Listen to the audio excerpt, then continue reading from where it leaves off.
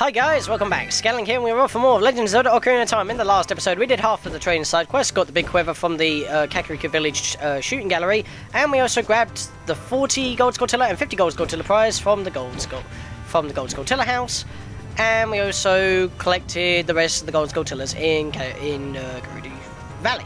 In this episode, we are going straight through into Dodongo's Cavern once again, the only dungeon that we did as a child that we can still access as an adult. There's a reason for this. First, I need to go get my hook shot, because if you remember, when we came through here, we couldn't get all the Gold Scortillas. And even if you come back as a kid later on, you still cannot get all the Gold Scortillas. We need to go through this dungeon as an adult. How frickin' joy is that? Right, now the first area that we need to go through, if I remember correctly, is down through that way. So I actually need to get onto this platform here. You mug! I was nowhere near you. I did that way too early and now I'm burning. Stop burning, thank you. Please tell me there's a ladder up here. For God's sake. And I messed that up of all things. The first... No, I don't even know. We try that again. Don't go down. Thank you. And you're a mug. You can actually use your hookshot to paralyze them most of the time. This one isn't paralyzable apparently, because the later BMOs are a little bigger and they take about 2 bombs to kill. So that's a thing. Oh yeah, and guess what? I'm an adult. I can cut half this dungeon off. Yeah. Anyway, that's not where I want to go. I want to go into the Baby Dodongo room. Because this is where our first gold... Well, our... a 4th Gold Scortilla is? Oh god. Spin! There we go. Triple kill. Now, Navi's going to go flying up to that ledge, if you noticed before when we were last. And, wow, Dazzle glitched there when I went into first person. And she's just flying over there. Scarecrow song. Do-do-do-do-do-do-do-do. And now that Pierre is up there, we can hookshot his... I'm not going to say it, because I've been saying it way too many times. I stopped myself. And no, you cannot talk to him. I think it's only the 3D version you can talk to him when you summon him. I'm not too sure, but don't quote me on that. Anyway, Gold Scortilla, we've got one more to get. So, we want to go back to the room that has the stairs, and that's on the opposite side of the dungeon, so... Let's just make our way slowly through this doorway, because Link runs so bloody slow in this game. Well, I guess it's a decent pace, but you know. I like to get nitpicky. So, if I go back over to the left here, where those stairs were that we have to bomb down in order to make the whole pillar fall, so we can actually climb up the stairs, which is in this room, commentary padding once again. When you return here as an adult, the whole thing has been apparently rebuilt by the Gorons. Now, even though you could do the exact same puzzle again by bombing this down and making it fall down, you don't want to do that, because even though that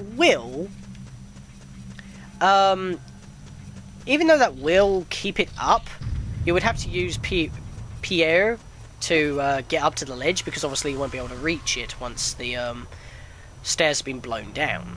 Because obviously you can't jump up there as a kid, and it's way too high for an adult, so you would have to play Pierre... we have to play Scarecrow song to summon Pierre again. I saw you! You're not getting it, me this time. Now, if you remember, we made this pillar rise, which is pretty much like a shortcut to the second half of the dungeon.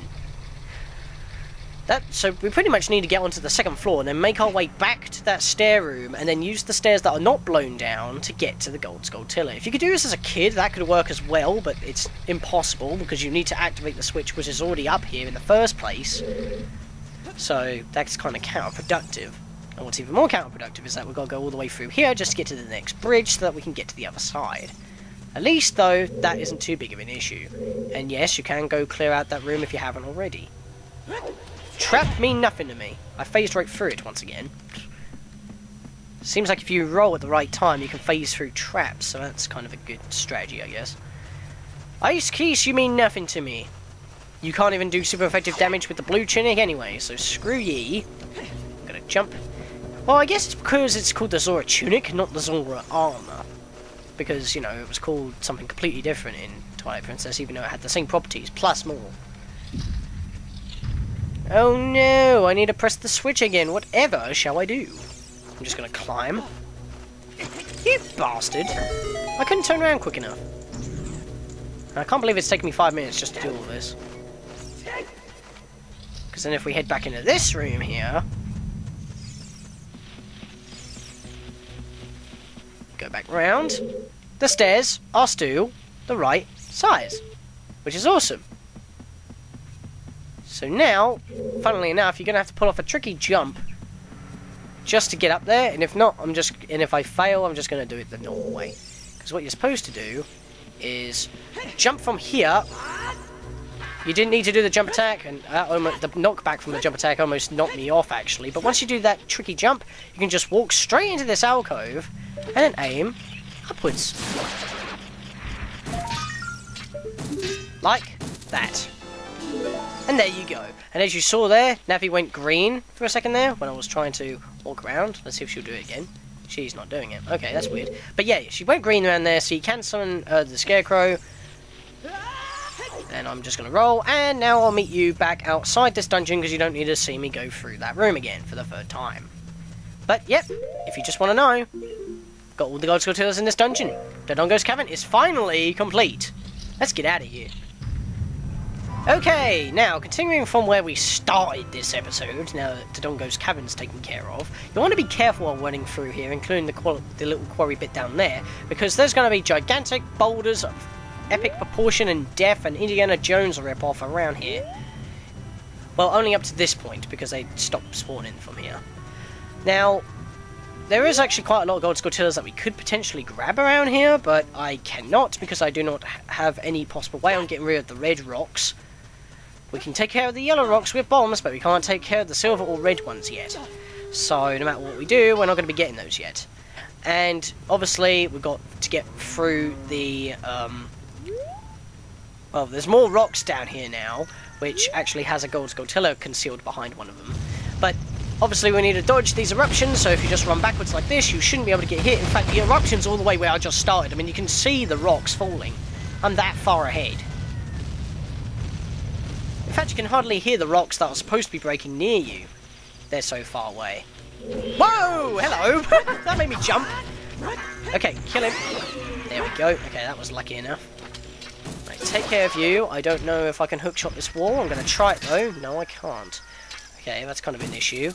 Obviously, using the bow and arrow on these gold tilters? Blah, the skull wall tillers are the best bet for you. But if you just use the trick that I taught you in, the Forest Temple, which was given to me by Super Linkario, I have to give her props for it, because she's the one who told me, like this, they just completely ignore you. Which is excellent for speedrunners. It might be a good technique. I mean, I don't think anyone's tried that before, because I definitely haven't seen a Let's Play where people have used that, so, I don't know. But hey! He wasn't here before! Look at the size of him! He's huge! That is the biggest Goron I've ever seen. Wait a minute. Big Goron sword. This is a big Goron. We've come to him. He's Big Goron!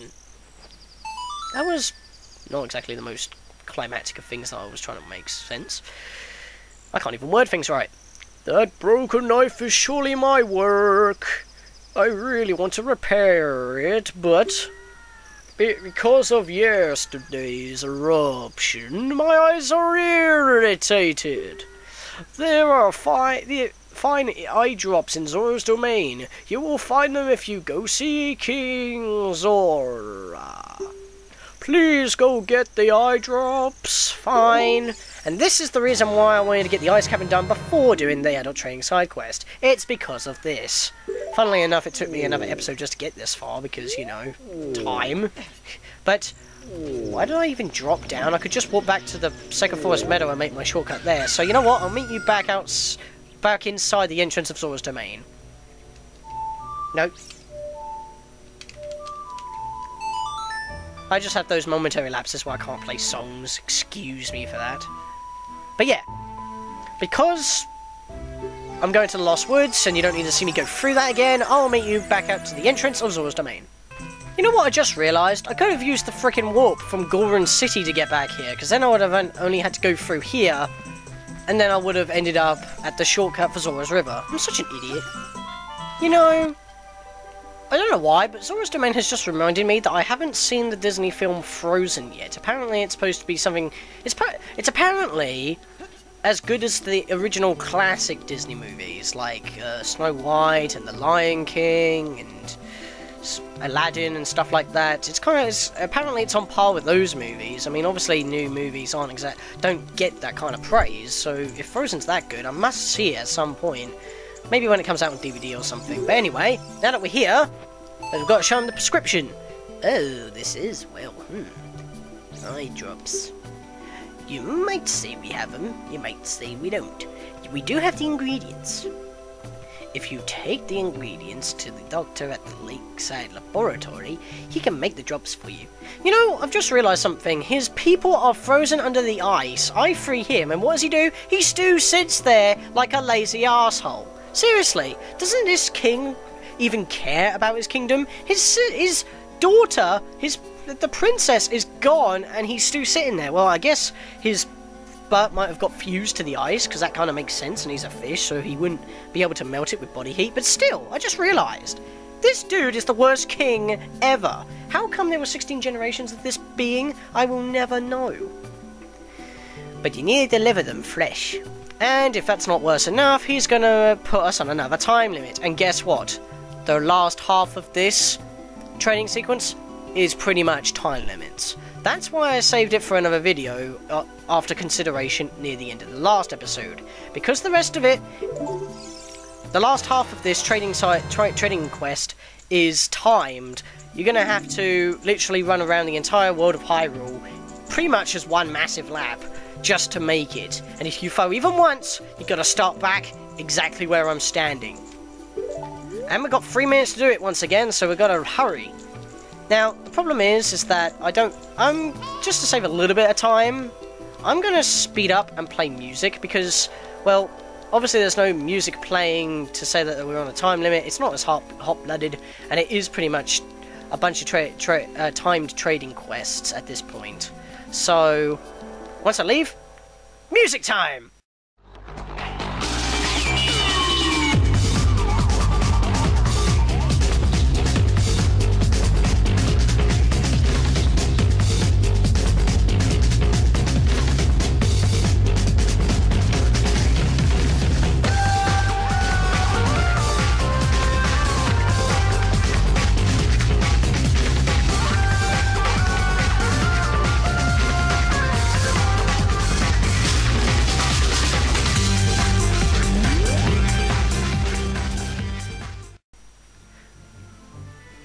Why are you giving me the Lake Hylia intro? The reason why is because I've entered from Hyrule Field, and that's the only way to activate this cutscene, and I haven't done that yet. But I haven't got time for that, I've got a minute left, and bloody hell. It's because I couldn't get onto the horse for like 10 seconds. And I also bumped into a big Poe that I'll have to cover in the next episode. But yeah, anyway, get off the freaking horse! Basically, we gotta go to the Lakeside Laboratory like King Zora said, so it's kind of obvious. I didn't really thought I would need to mention that, but I forgot that cutscene was there, and that kind of wasted my time. We need to go talk to him quickly, target him, and press the C button. That didn't work! Why did it not work? Okay, that time it did. What the hell, dude? I'll just bring it out of my chest. Hey, you like my fake boobs? Oh, wow. I haven't seen an eyeball frog like this since Zora's Domain froze over. Those eyeballs are so delicious. That dude is creepy. He must be French. Because tonight I will cook fried eyeballs for the first time in a long time. Such great stuff. Please say thank you to King Zora. What? They're not for you to eat, buddy. You're not making meatball stew out of this. Are those making King Bigoron's eye drops? Oh, how disappointing. You should have said so in the first place. This dude is weird and creepy. I mean, his jaw hangs like he's a robot or something. Maybe he is a robot, who knows? Here it is. This medicine doesn't have any preservatives in it, so it won't last long at this temperature. Run as fast as you can to Death Mountain. You're young, you can do it. Now, for this part, you want to make sure that you've planted the bean at Death Mountain Trail. If you haven't, you're probably not going to make this. It also helps if you have the bow with a few arrows equipped, so you can take care of the skull wall tillers quicker. and obviously you want to learn how to run backwards so that you can get through the eruption without getting hit. So, now that I've got this and I leave this room, even though there's a couple of collectibles in here that we could get into later, I'm going to have to wait because I can't get them right now. More montage!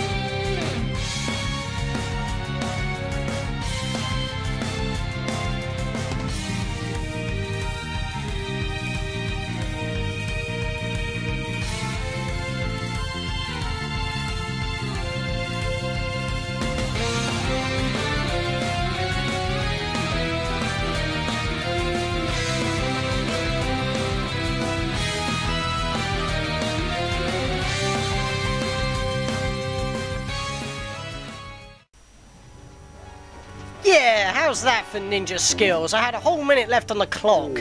Like a bouse. But it's not the end yet. Well, technically it is, but it isn't at the same time. Give him the eye drops, and this is just an awesome cutscene. It's actually more awesome in this in the 3DS version, they kind of, like, ruined this cutscene a little, because you'll see why in this version in a minute. Really? You brought me the eye drops? I am so relieved! I'm gonna use them right now! You can hear them echo. And wait for it. Goron! Punch! That looks awesome. And it doesn't look that amazing in 3D. Well, it does look amazing in 3D, but it's a little bit different. This is stimulating. It's working great. Now I can get back to my blade business. My work is not very consistent, so I'll give this to you so you won't forget. After a few days, please return. Wait, just wait patiently. Or you can play Sun Song 3 times and then show this to him. The bigger on sword, you got a claim check for it. You can't wait for the sword to be completed, and it's pretty much just a useless item now that sits in your inventory, unlike the Mask of Truth that does actually have a use. But you got to wait 3 in-game days until you can get the bigger on sword. Or, instead of waiting for the time to pass, you could just play the Sun Song 6 times. Cutting! Until I played it 6 times. There we go, I'm back. Wait patiently, he says. On YouTube, no one is patient. Not... Don't tell me that I am! I thought I played it 6 times. Maybe it was the 7th time I needed to play it because, you know, I just handed it to him. Okay, whatever. That was actually pretty funny, though. I say that everyone on YouTube's impatient, and what happens? He actually tells me that I'm impatient. And there we go! That sword is my finest work! And now the claim check is useless, but we got the most best sword in the game! You handed in the claim check for the Biggoron sword. This blade was forged by a mastersmith, and it will not break. You know that Medigoron that we saw in, Goron City? Well, this isn't actually the same Goron. That Goron will sell you a giant knife for 200 rupees, but if it hits anything 3 times, it will snap, and you'll be using a handle. It's like using a broken Deku stick, but it's worse. And, just like, my Twilight Princess Let's Play when I got the Master Sword, I want to go over the equipment subscreen here. Just for a second. In Twilight Princess, you have the choice to either go to your... Well, let's just say the Orden Sword's the Kyufu Sword, for example. You have a choice to go to the Orden Sword or Master Sword. But the thing is, the Orden Sword is completely useless. Once you get the Master Sword is more powerful, it can kill other enemies that the Orden Sword cannot, and it is longer. So why give you the choice if you're never going to switch back? Same go, well, I guess for the shields it doesn't really matter, because, you know, you got a wooden shield and you got an unbreakable shield. But once again, there are no advantages to having a like a wooden shield equipped, or the Orden shield equipped, because the wooden one can burn, and the Hylian shield cannot. There is no reason why not to have it. In this game, obviously, it's because that as a child, the Deku Shield you can use normally, this acts as a turtle shield and cannot bounce shells back, but as an adult, the next shield that we get, spoilers, cannot block Deku Nuts back, but the Hylian shield can. So, once again, there's advantages and disadvantages. The only thing that Twilight Princess got right was the armor, because in this game, once again, just like in Twilight Princess, each armor has, or each tunic has different properties, and therefore it's good to switch around. Green's well-rounded, blue one can like give you extra defense, but you take massive damage to ice or fire type moves, and the magic armor obviously makes you invincible but eats up your money. In this game, you have the well-rounded Kakiri tunic that resists like-likes. I'll get into that when we bump into them later. The blue one gives you infinite time underwater, and the next one will give us infinite time in another area, which I'll get to later once we get the item. But in this game we also have boots, which in later games become items, and yeah. So that's pretty much the thing that I wanted to go over with the equipment subscreen. And off the top of my head, I don't know what else I want to do in this episode, but I do know what I want to do in the next. So, in the next episode, guys, we will head back to the entrance of Hyrule Field, and we will go collect the 10 big Poes and get the bot. Well, get the prize that we get for catching all 10 Poes and maxing out our scores in the Poe hunting contest. See you guys then.